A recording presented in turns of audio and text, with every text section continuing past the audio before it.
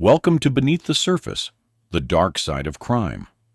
In today's tragic story, we'll delve into the abduction and murder of 11-year-old Carlie Brucia. This case sent shockwaves through the Sarasota community, sparking an extensive search and a deeply unsettling investigation. Join us as we explore the events that led to Carlie's tragic fate and the disturbing truths uncovered along the way. Chapter 1. The morning of February 1st, 2004.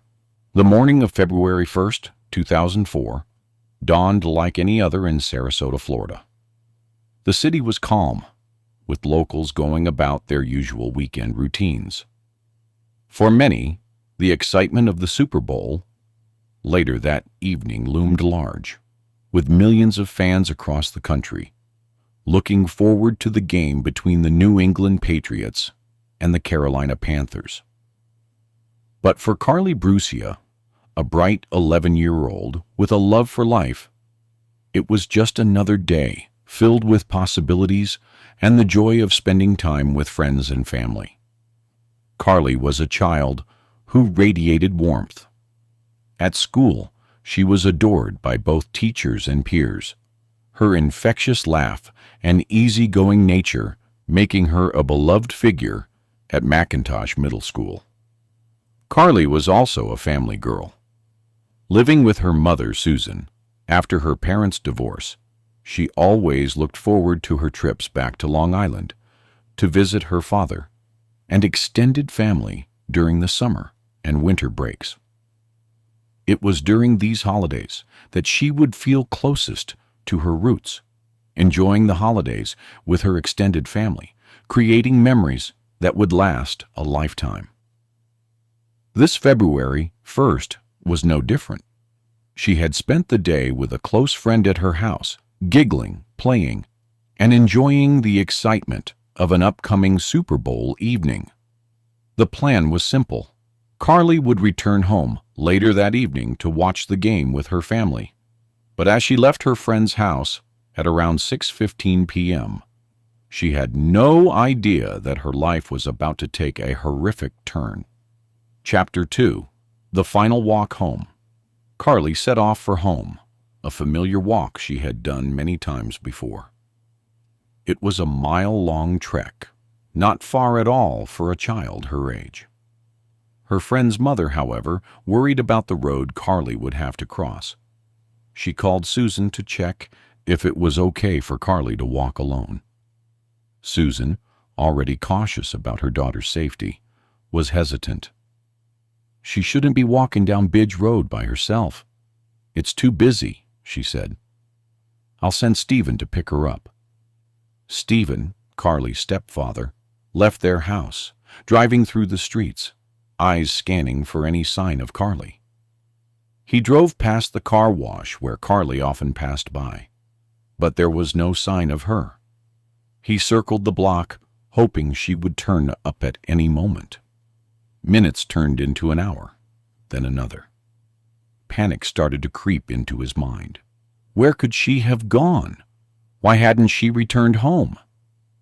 At 7:15 p.m., Stephen returned home. He could no longer deny the fear. He called 911. "My daughter's missing," he said, his voice shaking. "We can't find her anywhere." The frantic call set the wheels of a massive search into motion. Law enforcement arrived shortly after, combing the streets and speaking to everyone who might have seen Carlie. But there was no sign of her.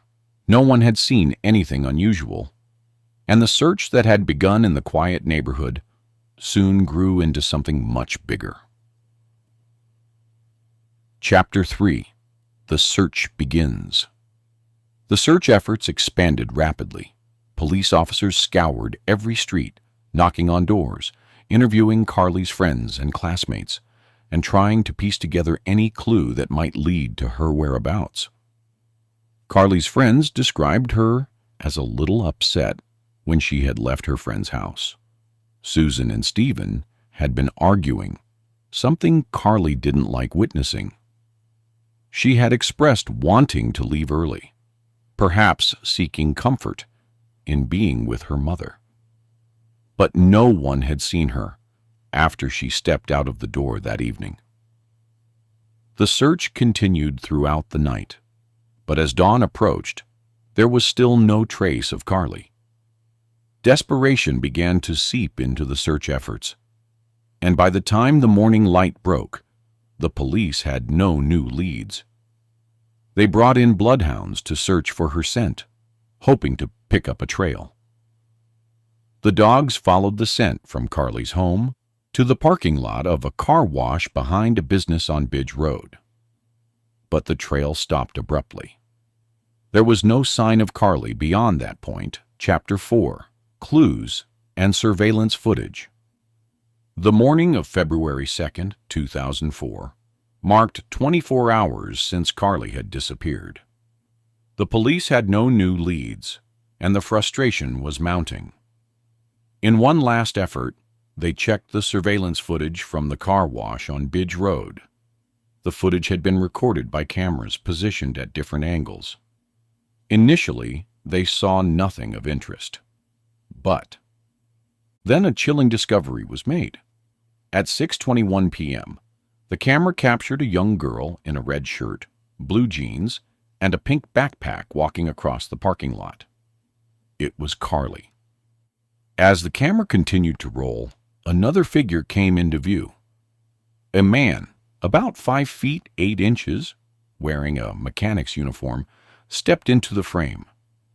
He appeared to stop and speak to Carlie for a few seconds before grabbing her arm and pulling her away. The footage was brief, but undeniably disturbing. Carlie was being abducted. The footage painted a terrifying picture. This was not just a random event. This was a targeted abduction. And the man in the footage was the key to understanding what had happened to Carlie. Chapter 5: A Potential Suspect. The man in the footage was immediately identified as a potential suspect. He was seen wearing a mechanic's uniform, and investigators began searching for anyone with a connection to the car wash and nearby businesses. They traced the vehicle involved in the abduction, a red truck. Stephen Brucia had mentioned seeing the same truck earlier that day while he was searching for Carlie. The truck had been parked near the car wash, and Stephen was sure it was the same one. The man in the footage was wearing a mechanic's uniform, which led the investigators to suspect that he might be a tow truck driver. They learned that a man named Ron, who worked in the area, lived near Carlie's friend's house. Ron had been to the car wash recently, and he owned a red truck, the same one seen in the surveillance footage. They brought him in for questioning. Chapter 6: The Alibi Falls Apart. Ron denied any involvement in the abduction. He claimed he hadn't been to the car wash that day and said he had been working during the time of Carlie's disappearance. His boss confirmed his alibi, and there seemed to be no connection between Ron and the crime. But as the investigation deepened, cracks in his alibi began to form. Investigators discovered that he had a red truck, the same one seen in the footage. Despite this, they ruled out Ron after a more thorough investigation, which included verifying his whereabouts at the time of the crime.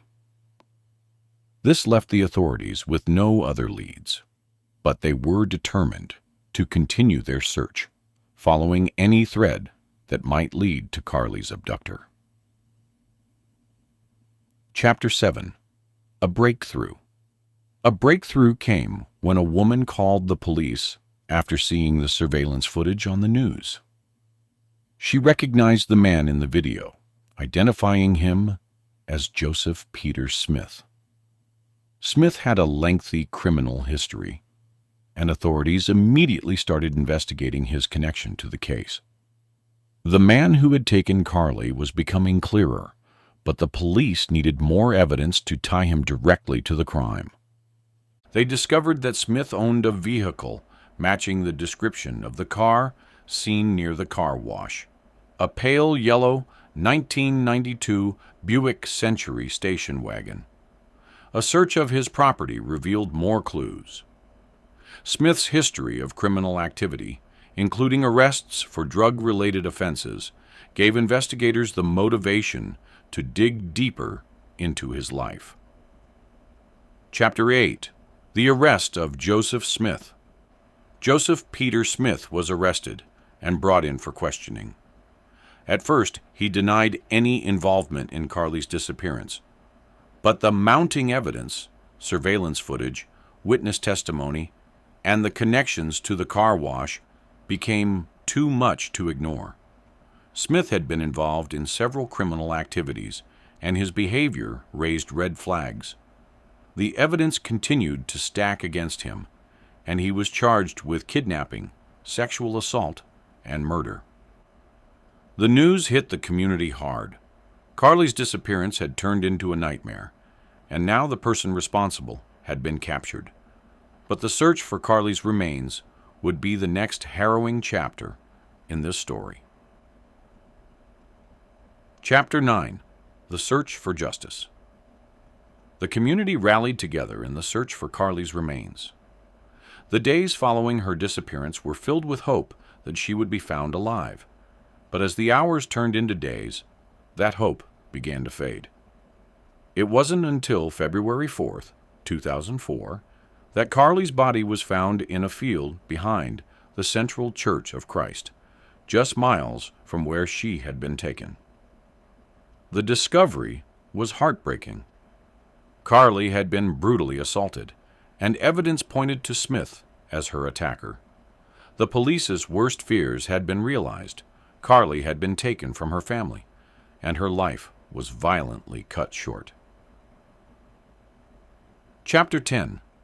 The Trial and Its Aftermath. Smith's trial began, and the details of his crime were horrifying. Carlie's family and friends sat in the courtroom, enduring the painful process of hearing what had happened to the young girl they had all loved. The evidence against Smith was overwhelming.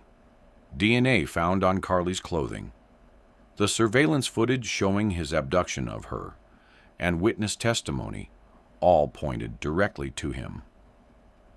On December 1st, 2004, the jury found Smith guilty of kidnapping, sexual assault, and first-degree murder. The sentencing phase followed, with the jury recommending the death penalty.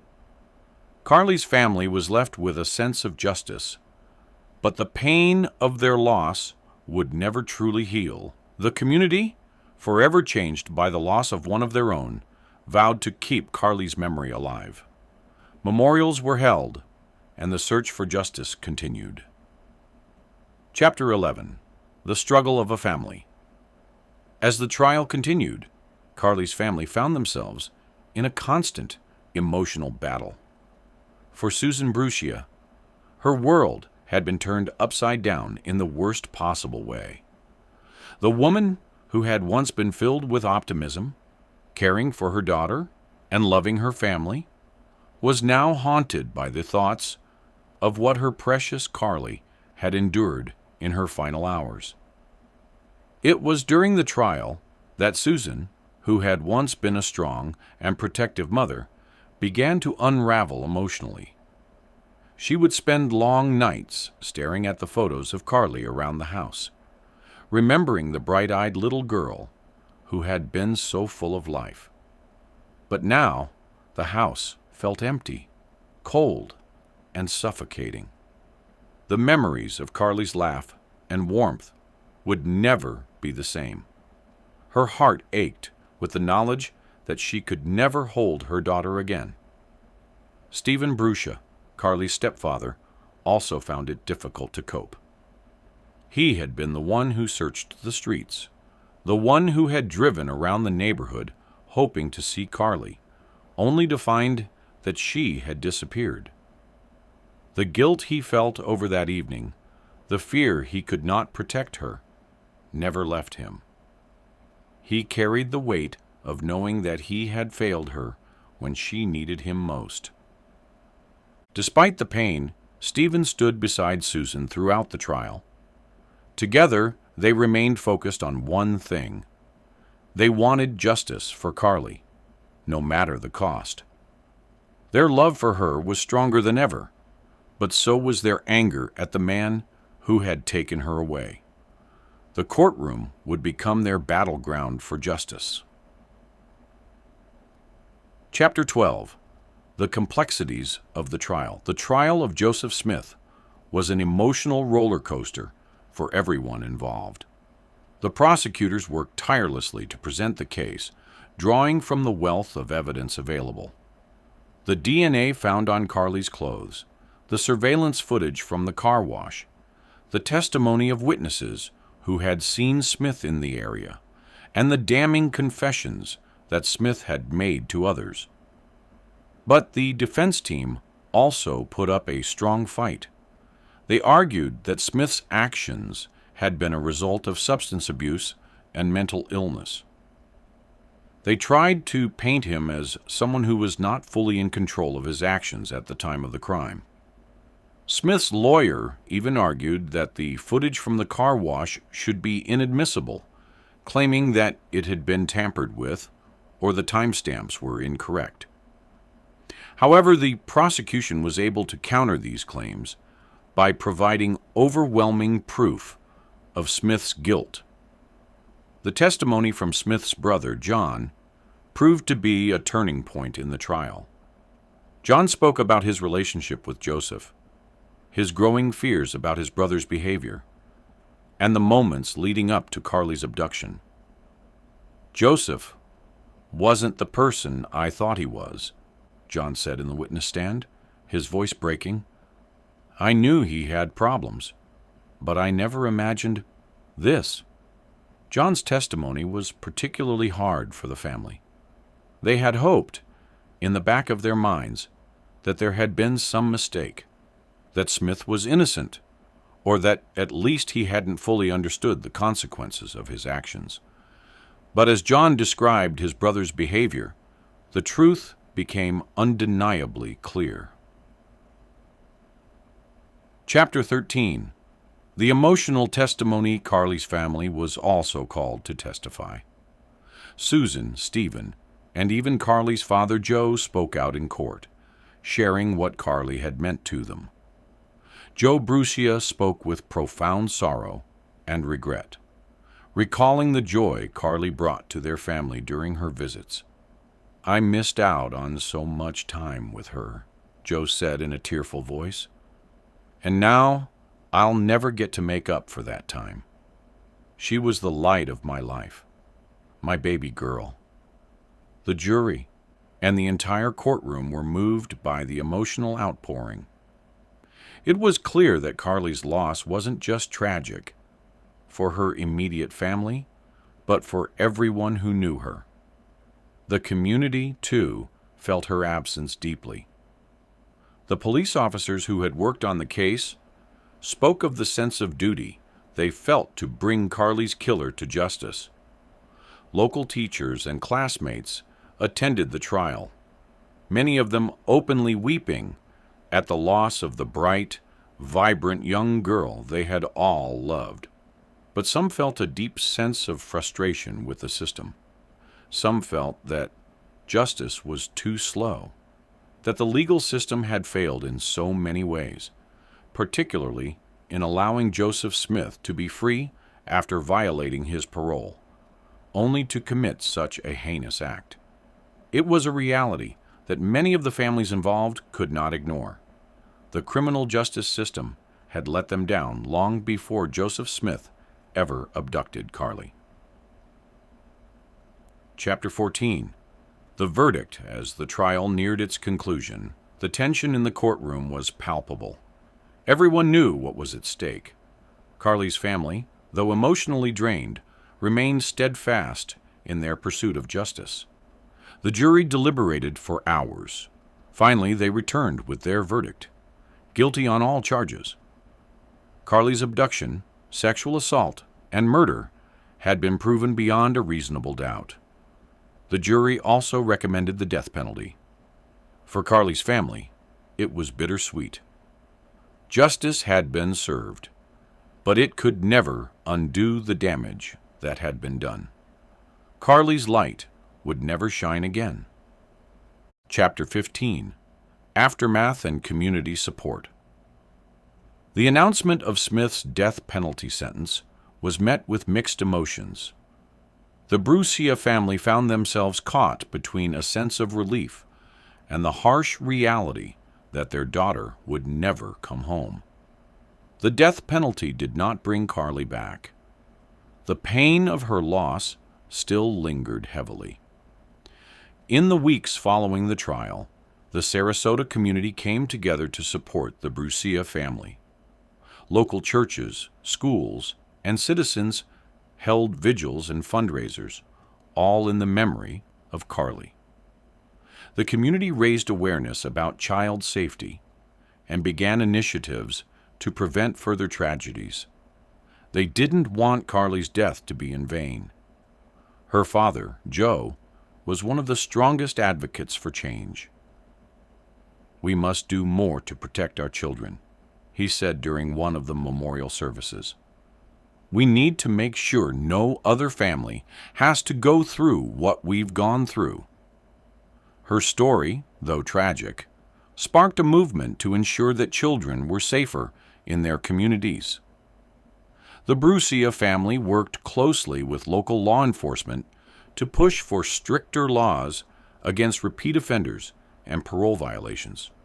Their pain was profound, but they channeled it into action, determined to prevent another child from suffering the same fate as Carlie. Chapter 16. A Legacy of Change. Despite the overwhelming grief that Carlie's family faced, they became advocates for children's safety and victims' rights. They worked with lawmakers to push for reforms in the criminal justice system, advocating for policies that would ensure repeat offenders faced stricter consequences. Carlie's death was not the end of her story. It became a catalyst for change. "We can't change what happened to her," Susan said in an interview months later. "But we can work to make sure something like this doesn't happen to another family." The Brucia family's efforts were not in vain. They had helped introduce legislation aimed at improving child safety, ensuring that criminals who violated parole were not given a free pass. Though it would never bring Carlie back, their advocacy helped create a safer future for other children. Conclusion. A life remembered, a legacy created. Carlie Brucia's life, though tragically brief, left an indelible mark on those who knew her. She was not just another victim in a heartbreaking story, but a vibrant and loving young girl with a bright future ahead of her. The joy she brought to her family, her friends, and even her teachers will never be forgotten. Her innocent smile, her caring nature, and her love for life are what define her, not the way she was taken from this world. Her murder left a void that can never be filled, but in the aftermath, Carlie's family found purpose. They channeled their grief into action, ensuring that her death would spark change. The Brucia family's relentless pursuit of justice for their daughter and their unwavering commitment to making the world safer for other children is a testament to their strength.